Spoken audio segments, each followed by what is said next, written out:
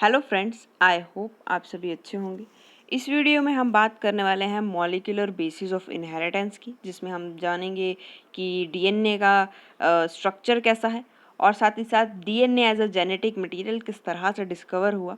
तो वीडियो को शुरू करने से पहले अगर आप इसका पीडीएफ चाहते हैं तो प्लीज़ हमें इंस्टाग्राम पर फॉलो कर लें। इंस्टाग्राम का लिंक नीचे आपको डिस्क्रिप्शन में मिल जाएगा। साथ ही साथ अगर आपने हमारे बायोलॉजी सीरीज़ की पुरानी वीडियोज़ नहीं देखी तो नीचे डिस्क्रिप्शन में आपको पूरी की पूरी प्लेलिस्ट का जो लिंक है वो अवेलेबल हो जाएगा। आप वहाँ से सभी वीडियोस को टॉपिक वाइज चेकआउट कर सकते हैं। तो चलिए इस वीडियो को शुरू करते हैं। सबसे पहले हम बात कर रहे थे डीएनए की। तो डीएनए हम सभी को पता है कि क्या होता है। तो जितने ज़्यादा न्यूक्लियोटाइड या फिर मैं कहूँ कि पेयर ऑफ न्यूक्लियोटाइड या फिर बेस पेयर्स जो हैं वहाँ प्रेजेंट होंगे तो उतनी ही लंबी लेंथ जो है वो आपको डीएनए की देखने को मिलेगी। और ये एक कैरेक्टरिस्टिक भी है ऑर्गेनिजम्स का, राइट, क्योंकि जो जेनेटिक मटेरियल है वो क्या है, वो डीएनए है, राइट। अब हम देखते हैं कि जो ये स्ट्रक्चर है पॉलीन्यूक्लियोटाइड चेन का, ये क्या होता है। तो देखिए, जो एक न्यूक्लियोटाइड है वो 3 कंपोनेंट से बना होता है। तो वो 3 कंपोनेंट है, एक तो सबसे पहले आपका नाइट्रोजेनियस बेस, दूसरा आपका पेंटोज शुगर और तीसरा है आपका फॉस्फेट, राइट। अब हम बात करें तो जो हमारा नाइट्रोजेनियस बेस है, राइट, वो आपका 2 तरह की बेस पेयर से मिल करके बना होता है। मतलब कि जो आपका नाइट्रोजेनियस बेस है या तो वो प्यूरीन्स होंगे, राइट, या तो फिर वो पैरामिडिन्स होंगे, राइट। अगर वो प्यूरीन्स हैं तो कौन कौन से होंगे, या तो एडेनिन और ग्वानिन होंगे, या फिर पिरामिडिन्स हैं तो सिस्टीन या फिर थायमीन होंगे in the case of DNA. अगर आरएनए है तो सिस्टीन और थायमीन की जगह पे क्या आ जाएगा, यूरेसिल आ जाएगा, राइट। अगर डीएनए है तो आपको प्यूरिन्स देखने को मिलेंगे, ठीक है। प्यूरिन्स कौन कौन से होंगे, एडेनिन और ग्वानिन, राइट। ए और जी से आप याद रखेंगे। और अगर पिरामिडिन है, ठीक है, डीएनए के केस में ही अगर पिरामिडिन्स हैं तो आपको कौन कौन से देखने को मिलेंगे, एक मिलेगा साइटोसिन और साथ में आपको मिलेगा थायमीन, राइट। लेकिन अगर आरएनए है तो आरएनए के केस पे आपको जो ये पिरामिडिन्स हैं इसमें आपको देखने को मिलेगा या तो साइटोसिन और थायमीन की जगह पे क्या आ जाएगा, यहाँ पे आ जाएगा यूरेसिल, राइट। तो ये एक मेजर डिफरेंस है दोनों का, आरएनए और डीएनए का। तो ये आप याद रखेंगे। उसके बाद अब ये बात कर रहा है कि जो ये न्यूक्लियोटाइड हैं, राइट, ये जो नाइट्रोजनियस बेस हैं ये पेंटोज शुगर के साथ एक एन ग्लाइकोसिडिक लिंकेज के थ्रू जुड़े होते हैं, राइट। ये किसके साथ जुड़े होते हैं, एन ग्लाइकोसिडिक लिंकेज के थ्रू जो है ये जुड़े होते हैं। जो हमारा नाइट्रोजीनियस बेस है वो पेंटोज शुगर के साथ एन ग्लाइकोसिडिक लिंकेज के साथ जुड़ा होता है। तो ये आपको लिंकेजेस के नाम पता होने चाहिए, यहाँ से क्वेश्चन आ जाता है, राइट। तो ये जो आपका नाइट्रोजीनियस बेस है ये शुगर के साथ कौन सी लिंकेज करेगा, तो एन ग्लाइकोसिडिक लिंकेज के साथ ये जुड़ा होता है। इतनी सी बात आप याद रख लीजिए। नेक्स्ट चलते हैं हम लोग कि when a phosphate group is linked to 5-OH of a nucleoside through phosphoester linkage a corresponding nucleotide या फिर एक deoxy nucleotide depending upon the type of sugar is formed. अब ये बहुत ही सिंपल सी एक बात कर रहा है कि इस तरह से अगर हमारा डीएनए जो है वो चल रहा है तो इसका ये जो है ये क्या है, इसका ये 5' एंड है इसका और ये है इसका 3' एंड, राइट। अब अगर 5' एंड जो है वहाँ पे जो फ्री OH ग्रुप है उसके साथ जा करके, क्योंकि ये आपकी शुगर है ना, तो शुगर के साथ जा करके जो फ्री OH ग्रुप है यहाँ पे उसके साथ जा करके एक फॉस्फेट ग्रुप जो है वो लिंक कर रहा है। तो उस लिंकेज को क्या कहेंगे, फॉस्फोएस्टर लिंकेज। जब 5' से जो आपका फॉस्फेट ग्रुप ऐड होगा OH के साथ, ठीक है, तो उसको क्या कहेंगे, फॉस्फोएस्टर लिंकेज, राइट। और ये क्या बनाएगा, ये बनाएगा आपका डीऑक्सी न्यूक्लियोटाइड या फिर एक न्यूक्लियोटाइड, डिपेंड करता है कि यहाँ पे जो शुगर है वो कैसी है, right. Depending upon the sugar कि वो कैसी है ये बनाएगा न्यूक्लियोटाइड या फिर डीऑक्सी न्यूक्लियोटाइड, राइट। अब इतनी बात होगी। अब नेक्स्ट ये बात कर रहा है कि अगर 5 डैश से ना जुड़कर वो 3 डैश से जुड़ जाए तो क्या होगा, उस लिंकेज को हम कहेंगे फॉस्फोडाइएस्टर लिंकेज। उसको हम कह रहे थे, जो 5 डैश एंड से जुड़ रहा था फॉस्फेट ग्रुप, उसको हम कह रहे थे फॉस्फोएस्टर लिंकेज। और जो 3 डैश ग्रुप 3 डैश वाली साइड से जुड़ेगा उसको हम क्या कहेंगे, फॉस्फोडाइएस्टर लिंकेज, राइट। और ये क्या बनाएगा, ये डाई न्यूक्लियोटाइड बनाएगा, राइट। अब इसी तरह से जो न्यूक्लियोटाइड्स हैं वो जुड़ते जाएंगे और जो हमारी पॉलीन्यूक्लियोटाइड चेन है ये बनती जाएगी, राइट। और एक न्यूक्लियोटाइड में 3 कंपोनेंट्स होते हैं, मैंने आपको बता दिए हैं। नाइट्रोजनियस बेस होता है, फॉस्फेट होता है और शुगर होता है, राइट। उसके बाद at the other and of the polymer, the ribose has a free 3' OH group which is referred to as 3' end of the polynucleotide chain। तो अगर इस तरह से 3' end जो है यहाँ पे जो OH ग्रुप है वो फ्री पड़ा हुआ है, तो ये क्या है, 3' end है पॉलीन्यूक्लियोटाइड चेन का, राइट। और अगर आप यहाँ पे बैकबोन देखेंगे तो पॉलीन्यूक्लियोटाइड की बैकबोन जो है वो किससे बन रही है, शुगर से बन रही है, राइट। और क्या है, साथ में फॉस्फेट है हमारे पास, राइट। फॉस्फेट्स और शुगर जो है वो बैकबोन है। तो शुगर फॉस्फेट शुगर बैकबोन भी आपको यहाँ पे देखने को मिलेगी। तो आप बैकबोन में याद रखेंगे फॉस्फेट्स हैं और शुगर हैं, राइट। और साथ में जो ये नाइट्रोजीनियस बेसिस हैं ये लिंक किए हुए हैं किसके साथ, शुगर के साथ, राइट। और ये क्या बनाते हैं, ये भी एक मायोटी प्रोजेक्ट बनाते हैं, एक बैकबोन ही बनाते हैं, राइट। तो अब हम लोग नेक्स्ट बात करते हैं कि in RNA every nucleotide residue has an additional OH group present at 2' position of the ribose. Also the RNA the uracil is formed at the place of thymine. तो ये हम लोग बात कर चुके हैं कि यूरेसिल जो है वो आरएनए में हमें देखने को मिलता है थायमिन की जगह पे। लेकिन आरएनए में क्या होता है कि हर एक न्यूक्लियोटाइड रेजिड्यू पे, राइट, एक एडिशनल OH ग्रुप प्रेजेंट होता है, राइट। जैसे कि हम यहाँ पे 3' और 5' की बात कर रहे हैं, तो आरएनए में क्या होगा, जो आपका 2' होगा, राइट, 2' पोजीशन होगी जो वहाँ पे एक एडिशनल OH ग्रुप प्रेजेंट होता है, राइट। तो ये भी एक मेजर डिफरेंस है आरएनए और डीएनए के बीच में, राइट। तो ये आप चीज़ें याद रखेंगे।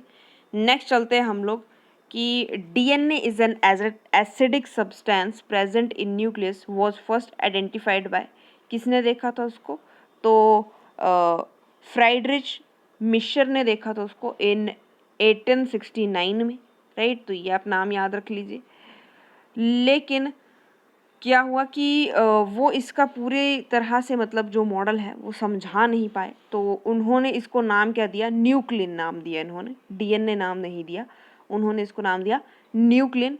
और इन 1953 में कौन आए, James Watson and Francis Crick, जिसको कि वॉटसन एंड क्रिक भी कहा जाता है, राइट। तो उन्होंने एक्सरे डिफ्रैक्शन के ऊपर बेस्ड एक डाटा था, उसके द्वारा वो डाटा किसने दिया था, तो मॉरिस विल्किंस ने और रोजलिंड फ्रैंकलिन ने वो डाटा दिया था।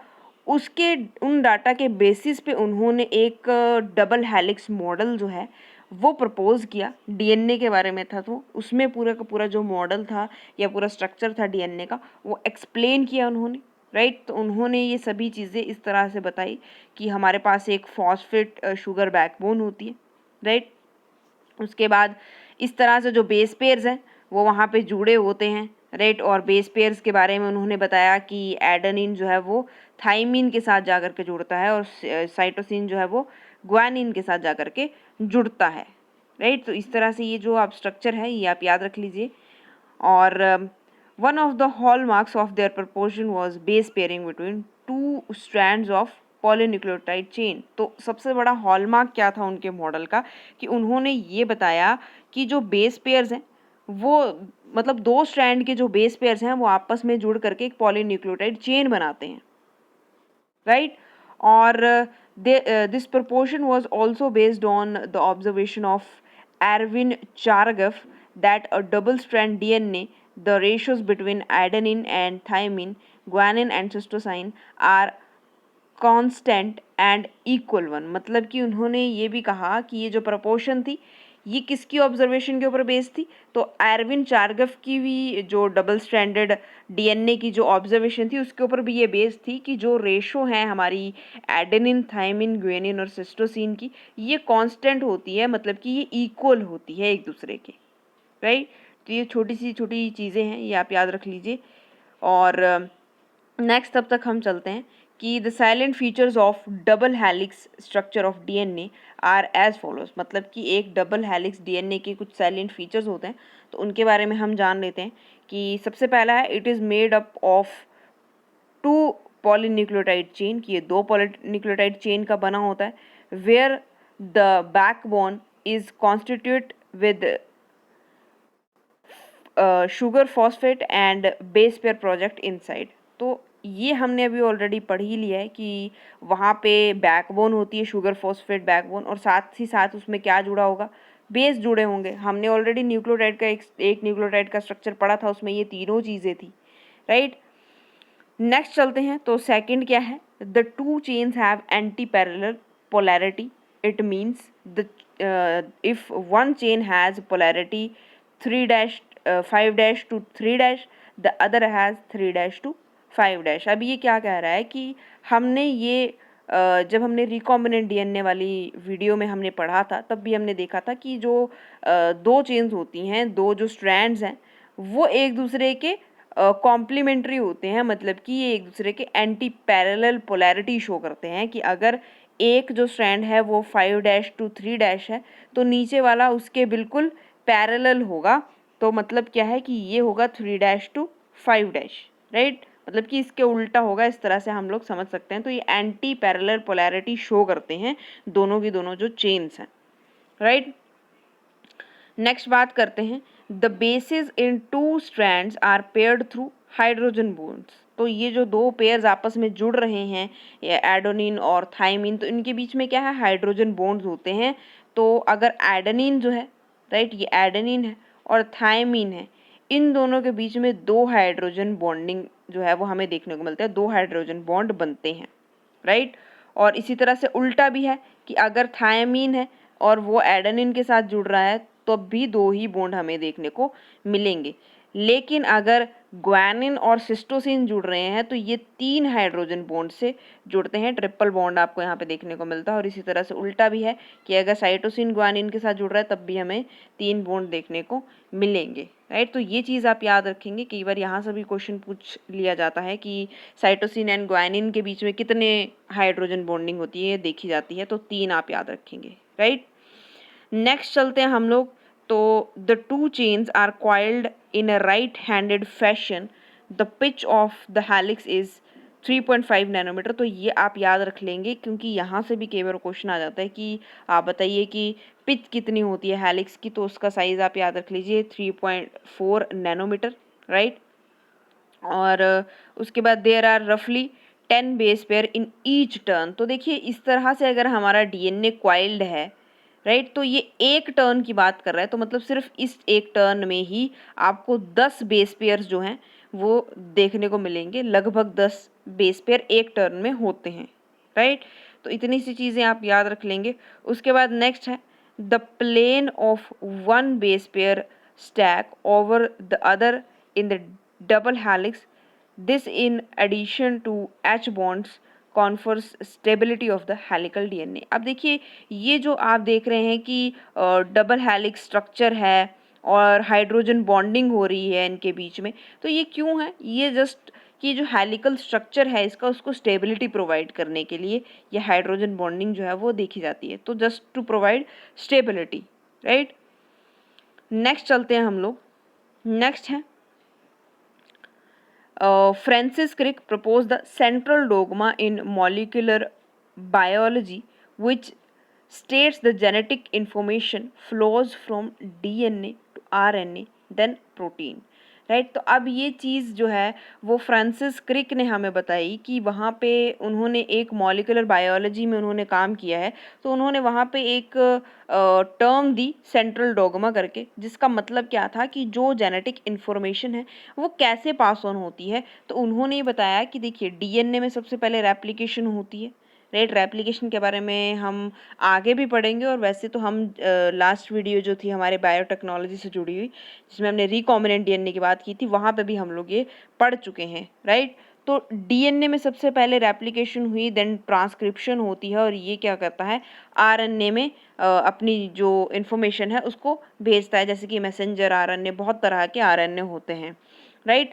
देन आरएनए जो है वो अपनी जो जेनेटिक इन्फॉर्मेशन है उसको वो ट्रांसलेशन करता है, और वो क्या बनाता है, या मतलब कह सकते हैं कि वो अपनी जेनेटिक इन्फॉर्मेशन जो है वो प्रोटीन्स में कन्वर्ट कर देता है, और प्रोटीन्स ही हमारी बॉडी का हर एक एसेंशियल जो काम है वो कर रहे हैं, राइट। तो ये जो पूरा प्रोसेस था, या ये जो पूरा उन्होंने एक्सप्लेन किया, इस मॉडल को या इस पूरे प्रोसेस को उन्होंने क्या कहा, सेंट्रल डोग्मा कहा, राइट। तो ये आप याद रखेंगे, डीएनए से ट्रांसक्रिप्शन होती है आरएनए, आरएनए में जेनेटिक इन्फॉर्मेशन जाती है, और आरएनए से ट्रांसलेशन होकर के प्रोटीन में, राइट। और प्रोटीन ही हर एक चीज़ के लिए रिस्पॉन्सिबल है हमारी बॉडी में, राइट। उसके बाद हम देखेंगे packing of DNA helix, right. तो किस तरह से जो पैकिंग है वो होती है। तो there is a set of positively charged basic proteins are called histones. इनके बारे में हम लोग लास्ट वीडियो में भी बात कर चुके हैं, तो जिसमें हमने बायोटेक्नोलॉजी के बारे में पढ़ा था, लेकिन यहाँ पर भी हम इसको बहुत अच्छे से समझ लेंगे। A protein acquires charge depending upon the abundance of amino acid residue with charged side chain. तो उनके साइड में जो, क्योंकि हमने देखा था हिस्टोन प्रोटीन्स के आसपास क्या है, पूरा डीएनए कॉइल्ड है, राइट। तो बहुत सारे अबंडेंस जब वहाँ पे अमीनो एसिड के होंगे, और जो साइड चेन का चार्ज होगा उसके अकॉर्डिंग ही जो ये हिस्टोन प्रोटीन है हमारी, ये चार्ज को एक्वायर करती है, राइट। तो हमें पता है कि जो डीएनए है वो नेगेटिवली चार्ज होता है, इसीलिए ये कैसी है, ये पॉजिटिवली चार्ज प्रोटीन होती है, जिसको कि हम क्या कहते हैं, हिस्टोन्स कहते हैं, राइट। उसके बाद जो हिस्टोन्स हैं ये रिच होती हैं in basic amino acid residue, lysines and arginines, right. तो इनके अंदर क्या होती है, ये रिच होती हैं बेसिक अमीनो एसिड रेजिड्यूज में, जो कि लाइसिन्स होती हैं और आर्जिन्स होती हैं, right. Both the amino acid residue carry positive charge in their side chains. तो दोनों जो ये अमीनो एसिड रेजिड्यू हैं, इनके अंदर क्या होता है, पॉजिटिव चार्ज होता है, राइट। पॉजिटिव चार्ज जो होते हैं इनकी साइड चेन में प्रेजेंट होती है। उसके बाद जो हिस्टोन्स हैं are organise to form a unit of 8 molecules called histone octamer. अब ये जो हिस्टोन्स हैं ये अलग अलग 8 मॉलिक्यूल्स की अलग अलग यूनिट्स होती हैं, राइट। उनसे जुड़ करके ये बना होता है, और इस पूरे स्ट्रक्चर को क्या कहा जाता है, हिस्टोन ऑक्टेमर। ऑक्टेमर से आप याद रखेंगे 8, राइट। तो हिस्टोन ऑक्टेमर होता है ये, राइट। उसके बाद जो नेगेटिवली चार्ज डीएनए है वो इसी के अराउंड जो है वो पूरा रैप्ड होता है, राइट। और उसको हम क्या कहते हैं, उस स्ट्रक्चर को हम कहते हैं न्यूक्लियोसोम, राइट। जो हिस्टोन प्रोटीन के आसपास जो डीएनए अच्छी तरह से रैप्ड होता है, तो उसको हम क्या कहते हैं, न्यूक्लियोसोम। और एक टाइपिकल न्यूक्लियोसोम जो है वो लगभग 200 बेस पेयर जो है वो डीएनए हेलिक्स के वो कंटेन करता है, राइट। तो ये आप याद रखेंगे 200 बेस पेयर्स, राइट। उसके बाद न्यूक्लियोसोम जो है, right, constitute the repeating unit of a structure in nucleus called chromatin, right. तो क्रोमेटिन क्या है, थ्रेड लाइक स्ट्रक्चर है, इसको हम नेक्स्ट स्लाइड में देखेंगे, अच्छे से, बहुत अच्छे से समझेंगे। थोड़ा सा पढ़ लेते हैं अभी। The nucleosome in chromatin are seen as beads on string structure when viewed under the microscope. तो अगर हम इसको माइक्रोस्कोप के नीचे देखते हैं तो ये किस तरह से, इस तरह से जैसे लगता है कि जैसे मोतियों की आपने माला तो देखी होगी, राइट। तो उस तरह से ये लगता है कि बीड्स जो हैं छोटे छोटे इस तरह से आपको देखने को मिलेंगे। तो नेक्स्ट देख लेते हैं इनको कैसे दिखते हैं। ये है आपका वो ऑक्टेमर हिस्टोन, राइट, जिसकी हम बात कर रहे थे कि वो 8 छोटे छोटे यूनिट से मिल करके बना होता है। तो इस तरह से उसका स्ट्रक्चर जो है वो आपको देखने को मिलेगा।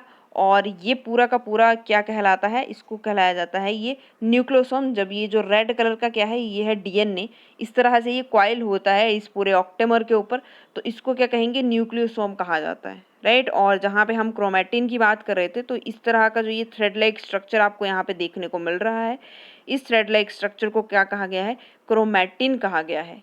ये एक्चुअली में है क्या, तो यही हिस्टोन प्रोटीन जो है, वो बहुत सारी हिस्टोन प्रोटीन इस तरह से लिपट कर एक थ्रेड लाइक स्ट्रक्चर बनाती हैं, तो उसी को हम क्या कहते हैं, क्रोमैटिन कहते हैं, राइट। इतनी चीज़ समझ आ गई आपको। अब हम ये बात कर रहे थे कि ये कैसा दिखता है, अगर हम इसको माइक्रोस्कोप के अंडर देखें तो इस तरह से आपको ये छोटे छोटे मोती की माला जैसे होती है, उस तरह से आपको देखने को मिलेगा, राइट। और इसके बाद क्या है कि यही जो क्रोमैटिन है, यही क्या है, ये क्रोमोसोम्स ही हैं एक्चुअल में। ये क्या है, ये क्रोमोसोम्स हैं, राइट। तो जो पैकेजिंग है वो सभी की सभी कहाँ हुई हुई है, तो वो क्रोमोसोम के अंदर है, राइट। अब हम नेक्स्ट बात करते हैं कि the packaging of chromatin at higher level requires additional set of protein that collectively are referred to as non histone proteins. कि अब ये कह रहा है कि अगर आपको क्रोमैटिन के अंदर एक हाई लेवल की पैकेजिंग चाहिए, तो इसको एक अनदर सेट ऑफ प्रोटीन्स जो है वो चाहिए होती है, जिसको हम नॉन हिस्टोन प्रोटीन्स कहते हैं। तो यहाँ पे आप देख सकते हैं कि ये हमारे जो स्ट्रक्चर्स हैं, ये इस तरह का ऑक्टेमर स्ट्रक्चर है।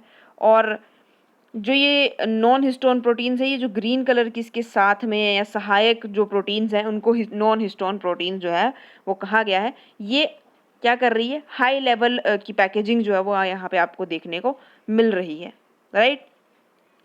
In typical nucleosomes, some regions of chromatin are loosely packed, right। तो कुछ न्यूक्लियोसोम्स में जो क्रोमैटिन की जो पैकिंग है, राइट, वो बहुत ही लूजली पैक होती है। और जहाँ पे ये लूजली पैक होगी उसको क्या कहेंगे, उसको कहेंगे you chromatin, right. Loosely pack को हम क्या कहेंगे, यू क्रोमैटिन। और जहाँ पे बहुत ही ज़्यादा डेंसली पैक होगा और जहाँ पे बहुत ही ज़्यादा टाइटली पैक्ड होगा उसको हम कहेंगे हेटेरोक्रोमैटिन। अब जो ये यू क्रोमैटिन है, ये एक्चुअली में एक्टिव क्रोमैटिन होता है, और जो हेटेरोक्रोमैटिन है वो एक्चुअली में कैसा होगा, वो इनएक्टिव होता है, राइट। तो ये दो चीज़ें आप याद रखेंगे।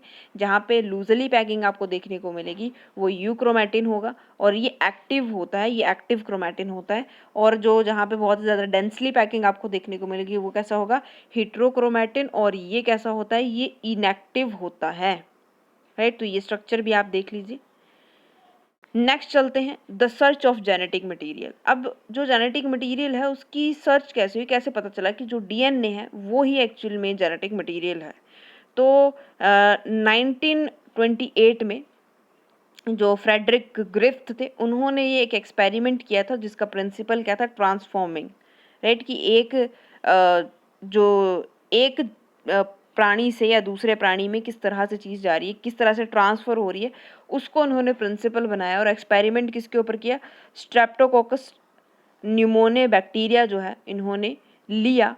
और मतलब कि ये जो बैक्टीरिया था ये दो तरह से था, एक तो उन्होंने लिया वायरुलेंट, ठीक है, और दूसरा उन्होंने लिया नॉन वायरुलेंट। तो देखते हैं, during the course of experiment a living organism या फिर bacteria has changed in physical form. तो उसको एक फिजिकल फॉर्म में चेंज किया गया when streptococcus pneumoniae bacteria are grown on a culture plate. जब उसको कल्चर प्लेट पर ग्रो किया तो कुछ ने स्मूथ शाइनी कॉलोनीज प्रोड्यूस की, राइट। उसको एस नाम दे दिया गया स्मूथ शाइनी कॉलोनीज को। और कुछ ने रफ कॉलोनीज जो प्रोड्यूस की उसको नाम दे दिया गया आर, राइट। अब because of the S strain bacteria, ठीक है, उनके पास म्यूकस था, मतलब कि पॉलीसेकेराइड कोटिंग थी उनके पास। लेकिन जो आर वाले थे, रफ कॉलोनीज थे, उनके पास ये कोटिंग नहीं थी, राइट। तो ये एस वाली जो थी ये कैसी कोटिंग थी, म्यूकस कोटिंग थी ये, और जिसको कि पॉलीसेकेराइड की थी। तो ये कैसी थी, ये वायरुलेंट थी, मतलब कि ये बीमारी फैलाने वाली थी। और जो आर वाली थी, जो रफ वाली थी, जिसके पास ये कोटिंग नहीं थी, वो कैसी थी, वो नॉन वायरुलेंट थी, राइट। तो अब इन दो कोटिंग को उन्होंने इस्तेमाल किया। तो सबसे पहले उन्होंने क्या किया कि जो रफ स्टेन था, नॉन वायरुलेंट वाला स्टेन था, उसको एक चूहे में इंजेक्ट कर दिया और उन्होंने देखा कि चूहे को कुछ नहीं हुआ, चूहा जिंदा था, राइट। देन उन्होंने जो वायरलेंट स्ट्रेन था, मतलब कि एस स्ट्रेन था, उसको उन्होंने चूहे में इंजेक्ट किया और उन्होंने क्या देखा कि चूहा जो है वो मर गया, राइट।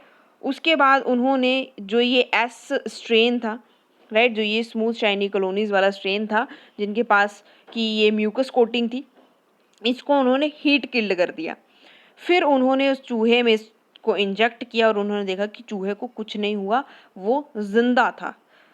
लास्ट में उन्होंने क्या किया कि जो रफ स्ट्रेन था और जो ये एस स्ट्रेन था, ये हीट किल्ड वाला, दोनों को इन्होंने मिक्सअप कर दिया और उन्होंने क्या देखा कि चूहा मर गया।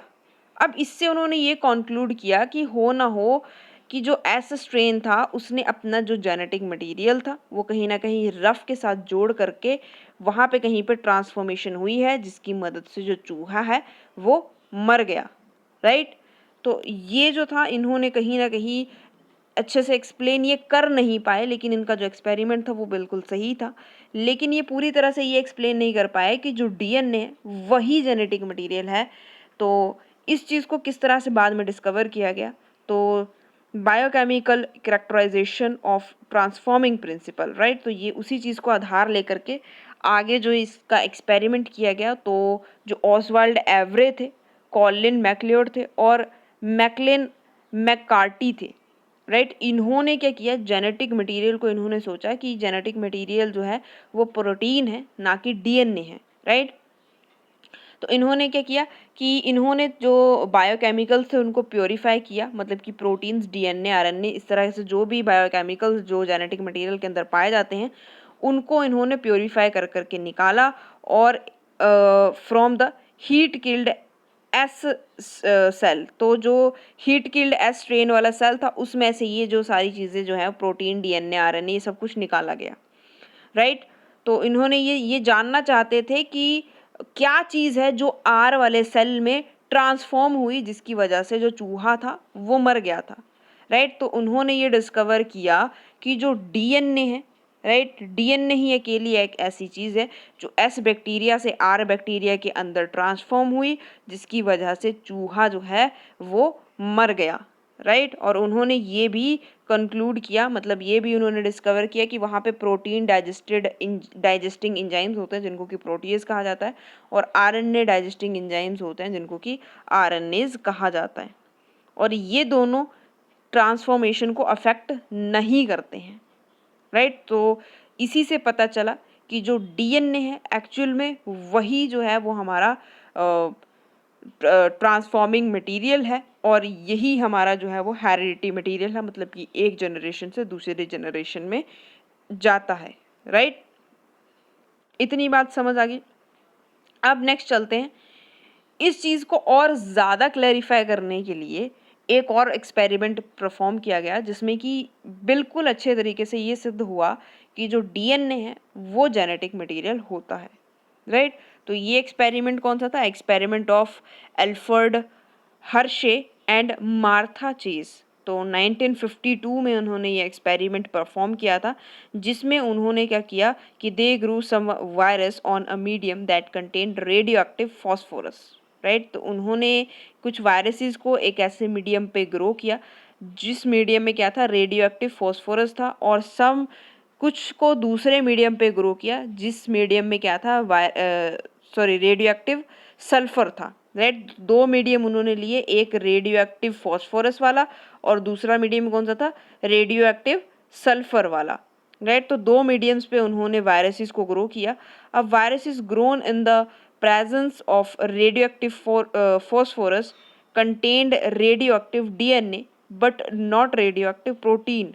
अब जो वायरसेस फॉस्फोरस के ऊपर ग्रो किए थे, जो वायरसेस फॉस्फोरस वाले मीडियम पे ग्रो किए थे, उनके पास रेडियो एक्टिव डीएनए था लेकिन रेडियो एक्टिव प्रोटीन नहीं था, क्योंकि डीएनए के अंदर जो है वो फॉस्फोरस होता है लेकिन प्रोटीन्स के पास ये नहीं होता है, फॉस्फोरस जो है वो नहीं होता है, राइट। तो इसलिए ये कहीं ना कहीं सिद्ध हो पाया कि जो फॉस्फोरस है, रेडियो एक्टिव जो फॉस्फोरस है वो क्या है, वो कहाँ है, वो डीएनए में है, ना कि प्रोटीन्स में, और प्रोटीन्स में ये फॉस्फोरस नहीं होता है, डीएनए में ये फॉस्फोरस पाया जाता है, राइट। हमने ऑलरेडी पीछे डीएनए का स्ट्रक्चर पढ़ा है, आप उसको याद करिए कि कहाँ पे फॉस्फोरस था, राइट। तो सिमिलरली दूसरी तरफ क्या हुआ कि वायरसेस किए ग्रो उन्होंने जो सल्फर वाले रेडियो एक्टिव वाले मीडियम पे, तो वहाँ पे रेडियो एक्टिव प्रोटीन थी, लेकिन रेडियो एक्टिव डीएनए उन्हें नहीं देखने को मिला, क्योंकि डीएनए के अंदर सल्फर नहीं होता है। सल्फर जो है वो कहाँ होता है, वो प्रोटीन के अंदर होता है, इसलिए यहाँ से भी उनको जो है ये चीज़ देखने को मिली, राइट। तो ये एक पिक्चर के थ्रू हम समझ लेते हैं, डायग्राम के थ्रू कैसे उन्होंने किया। तो उन्होंने एक सल्फर जो रेडियो एक्टिव सल्फर मीडियम पे ग्रो किए हुए, और दूसरे उन्होंने फॉस्फोरस जो मीडियम पे ग्रो किए हुए, रेडियो एक्टिव फॉस्फोरस मीडियम पे ग्रो किए हुए बैक्टीरियोफेजेस लिए, राइट। दोनों का जो है वो इन्फेक्शन हुआ, मतलब क्योंकि ये जो है एक मीडियम पे उन्होंने ग्रो करवाया, राइट। देन सभी मटेरियल की ब्लेंडिंग हो गई। ब्लेंडिंग होने के बाद सेंट्रीफ्यूगेशन एक मेथड होता है जिसके थ्रू जो है वो सुपरनेटेंट और नीचे बैठे हुए, बॉटम पे बैठे हुए आप जो चीज़ें हैं पैलेट, उनको अलग कर सकते हैं, राइट। तो सेंट्रीफ्यूगेशन हमने केमिस्ट्री सीरीज में बहुत अच्छे से पढ़ा हुआ है, राइट। और सिंपल सा आप याद रख लेंगे कि यहाँ पे सेंट्रीफ्यूगेशन से क्या हुआ, उन्होंने ये देखा कि पहले वाले केस में उन्होंने क्या देखा, जहाँ पे उन्होंने सल्फर लेबल्ड प्रोटीन जो है वो यूज़ किया था, तो सल्फर जो थे वो सेल्स के अंदर डिटेक्ट नहीं हुए, राइट। मतलब कि बॉटम में वो सल्फर नहीं आया, जो पैलेट था वहाँ पे नहीं आया, लेकिन सल्फर कहाँ आया, वो आया सुपरनेटेंट में। मतलब कि ऊपर वाला जो सेंट्रीफ्यूगेशन करके जो ऊपर वाला पार्ट या लिक्विड रह जाता है, उसको क्या कहते हैं, सुपरनेटेंट कहते हैं। तो वहाँ पे ये डिटेक्ट किया गया, राइट। मतलब कि सल्फर कहाँ था, प्रोटीन में था, डीएनए में नहीं था, राइट। उसके बाद जो दूसरे वाला केस था, उनमें उन्होंने क्या देखा कि जो फॉस्फोरस था वो सेल्स के अंदर डिटेक्ट किया गया, सुपरनेटेंट में फॉस्फोरस नहीं था। मतलब कि जो फॉस्फोरस था वो कहाँ था, रेडियो एक्टिव फॉस्फोरस डीएनए के अंदर था वो, और प्रोटीन्स के अंदर वो नहीं था, राइट। क्योंकि मैंने आपको बता दिया है कि जो डीएनए है उसके अंदर फॉस्फोरस होता है, इसीलिए उन्होंने ये कंक्लूड किया कि जो डीएनए है एक्चुअल में वो हमारा जेनेटिक मटेरियल है, जो चीज़ों को वन जनरेशन से दूसरी जनरेशन में ट्रांसफ़र करता है, राइट। तो फ्रेंड्स आज के लिए सिर्फ इतना ही। आई होप आपको चीज़ें समझ आई होंगी। तो इसी तरह से हमारे साथ बने रहिए, लाइक शेयर सब्सक्राइब ज़रूर कर दीजिए, एंड थैंक्स फॉर वॉचिंग।